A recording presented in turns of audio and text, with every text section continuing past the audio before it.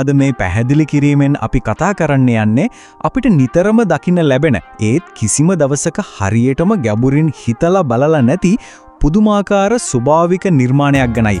ඒ තමයි බෝපත්‍රය. ඇත්තටම බැලුබැල්මට මේක හරිම සාමාන්‍ය කොලයක් කියලා හිතුණත් මේ එක පත්‍රයක් ඇතුලේ හැංගිලා තියෙන ජීව විද්‍යාත්මක සහ ඉංජිනේරුමය සැලසුම ගැන දැනගත්තාම අනිවාර්යෙන්ම පුදුම හිතෙනවා.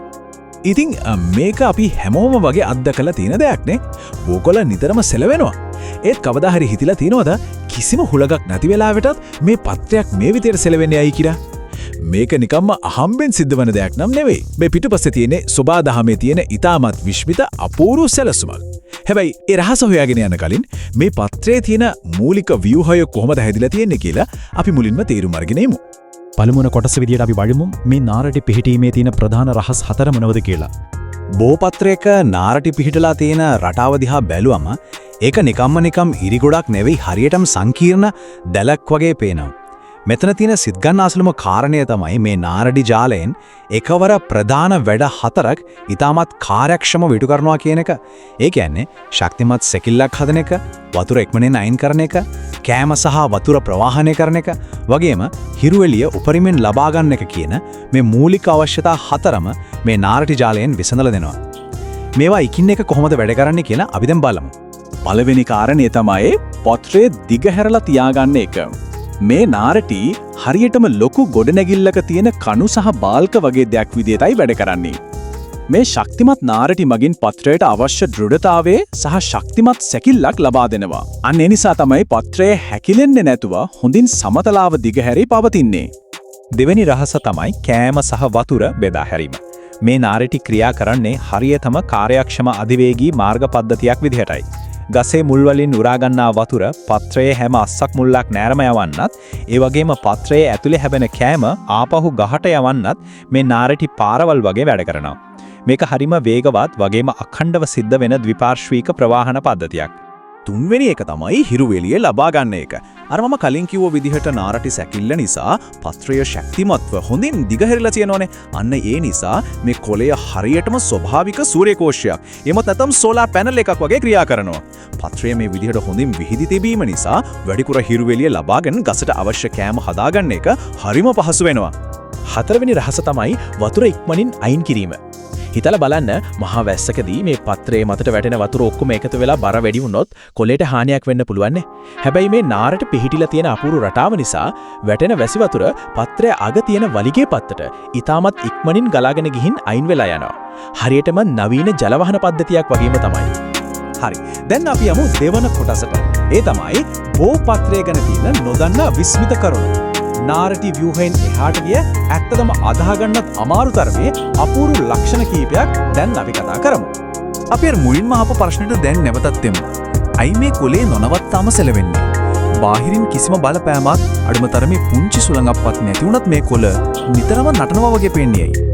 ඒකට උත්තරය හැංගිලා තියෙන්නේ පත්‍රයේ හැඩේ නෙවෙයි පත්‍රය ගසට සම්බන්ධ වෙන තැනයි. ඒ රහස තමයි පත්‍රයේ නාරටියයි නැට්ටයි සම්බන්ධ වෙන ස්ථානයේ තියෙන අන්වීක්ෂීය සංදිය. මේ සම්බන්ධ වෙන තැන පුදුමාකාර විදිහට සිහින්, ඒ වගේම අතිශයින්ම නම්‍යශීලී. ඒ නිසා අපිට දැනෙන්නවත් නැති තරමේ ඊටාම කුඩා වායු ධාරාලකට පවා පුළුවන් මේ පත්‍රයට විශාල චලනයක් ලබා දෙන්න. මේ සියුම් සංදිය තමයි ඒ නොනවතින චලනයේ පිටිපස්සේ තියෙන ප්‍රධානම එන්ජින.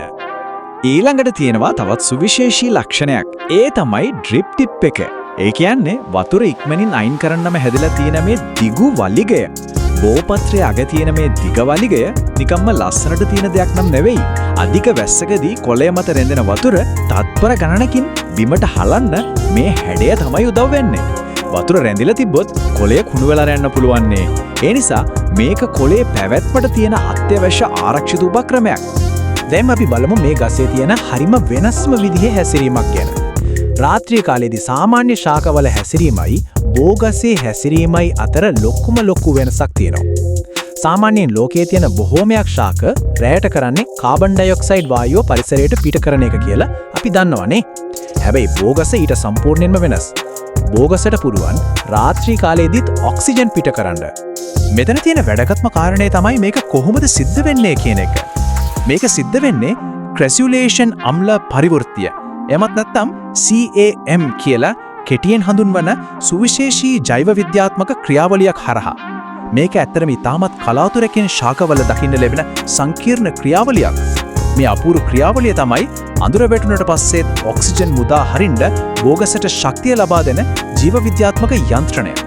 ඉතින් මේ කරුණු ඔක්කොම එකතු කරලා බැලුවාම අපිට ඉතාමත් අපූර්වට පැහැදිලි වෙනවා මේක නිකම් පත්‍රයක් නෙවෙයි.